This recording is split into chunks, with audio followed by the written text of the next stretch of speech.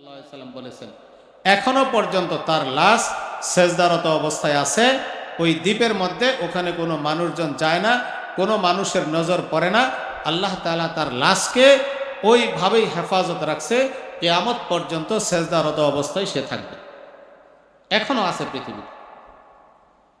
এরপরে আল্লাহ নবী সাল্লাল্লাহু আলাইহি সাল্লাম বলেছেন, এই ব্যক্তিটাকে যখন কিয়ামতের দিন ওঠানো হবে, আল্লাহ রাব্বুল আলামিন এই ব্যক্তির ব্যাপারে সিদ্ধান্ত দিবেন। ফেরেশতাদেরকে বলবেন, যাও আমার দয়া মায়া মেহেরবানিতে তাকে জান্নাতে পৌঁছায় দাও। আমার দয়া মেহেরবানিতে তাকে জান্নাতে পৌঁছায় দাও।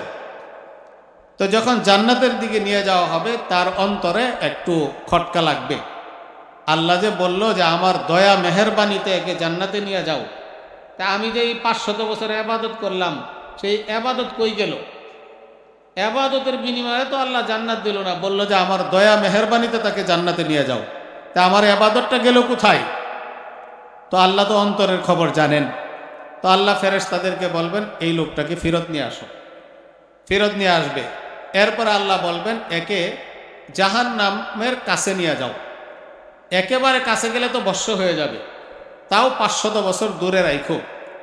জাহান্নামের এরকম কাছে নেওয়ার পরে তার ভিতরে সব শুকিয়ে গেছে, কলিজা বলিজা সব শুকিয়ে গেছে, পানি পানি পানি ছাড়া বাঁচবে না এমন অবস্থা সৃষ্টি হয়েছে। তখন পানি পানি করে চিৎকার করতেছে এই লোকটা।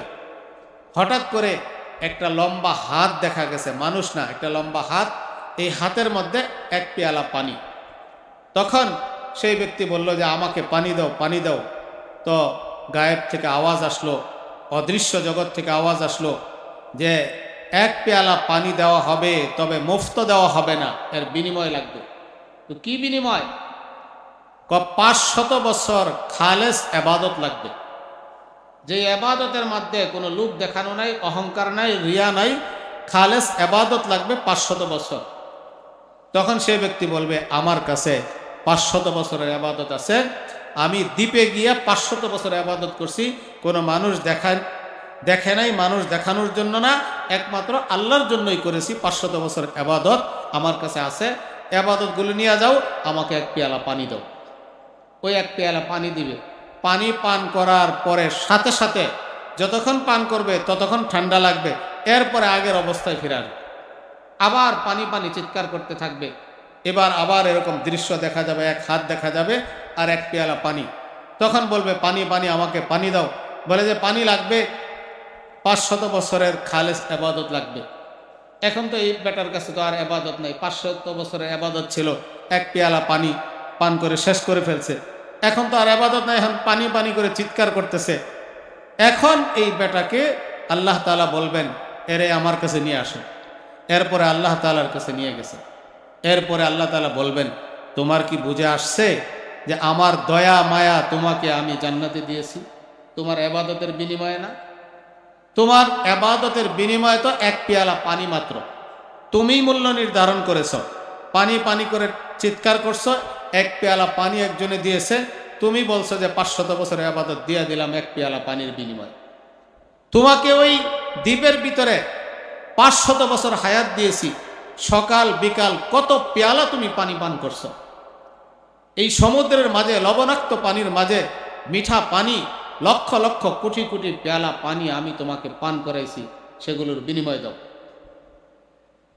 এক পেয়ালা পানির মূল্য যদি 500 বছরের ইবাদত হয়ে থাকে, তাহলে কত লক্ষ লক্ষ কোটি কোটি পেয়ালা পানি পান করাইছি, ওই হিসাবে তুমি মূল্য দাও।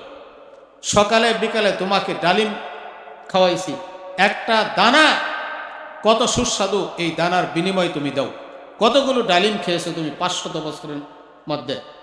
আর তুমি যে আল্লাহ পাকের ইবাদত বন্দেগী করার জন্য ঘর থেকে বের হয়ে গেছো, অন্যরা যাইতে পারে নাই, তুমি চলে গেছো, এই মন মানসিকতা, এই চিন্তা চেতনা, এটা কে পয়দা করছে? আল্লাহই পয়দা করছে।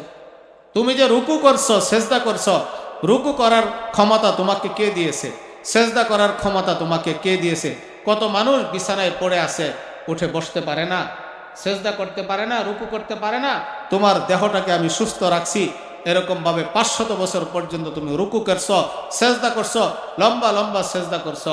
এই সেজদা করার ক্ষমতা আমি দিয়েছি, রুকু করার ক্ষমতা আমি দিয়েছি, সব কিছুর ক্ষমতা আমি দিয়েছি, এর বিনিময়ে কি ইবাদত নিয়ে আসে? তখন বান্দা বলবে যে আল্লাহ, আমার এখন বুঝে আসছে যে আসলে ইবাদতের দ্বারা কোনো ব্যক্তি জান্নাতে যেতে পারবে না আপনার দয়া ছাড়া। আমার 500 বছরের ইবাদতের বদলা তো এক পেয়ালা পানি। তো আজকে আমরা দেখি আমাদের উপর চিন্তা করে এই ঠান্ডা পানি পান করতেছি, গরমের মধ্যে ফ্রিজের পানি পান করতেছি, টিউবওয়েলের পানি পান করতেছি, পিপাসা নিবারণ করতেছি। ঠান্ডার সময় পিপাসা পান করলে কেমন আরাম লাগে, আনন্দ লাগে, ফুর্তি লাগে, মেজাজ ভালো লাগে। তো এটা কেমন লাগে? কত খাবার আল্লাহ তাআলা খাওয়াইতেছে। তো এই 500 বছরের ইবাদতের বিনিময়ে যদি এক পেয়ালা পানি মিলে ভাগ্যে জুটে, তো আমাদেরকে আল্লাহ তাআলা কত নিয়ামত খাওয়াইতেছে। আর আমরা আল্লাহ তাআলার কি ইবাদত করতেছি, আর আমরা কিভাবে নামাজ পড়ি। 2 রাকাত নামাজ পড়ি, 2 রাকাত নামাজ পড়তে যদি 10 মিনিট লাগে, 10 মিনিটের মধ্যে 9 মিনিটে আমাদের অন্তর এদিক সেদিক ছোটাছুটি করে, নামাজের মধ্যে 1 মিনিট অন্তরটাকে হাজির করতে পারি না। এরকম ভাঙ্গা চূড়া ইবাদত দিয়া তো এক পেয়ালা পানি খাওয়ারও কিনা যোগ্য না, এক বোতল পানি পান করারও আমরা যোগ্য না।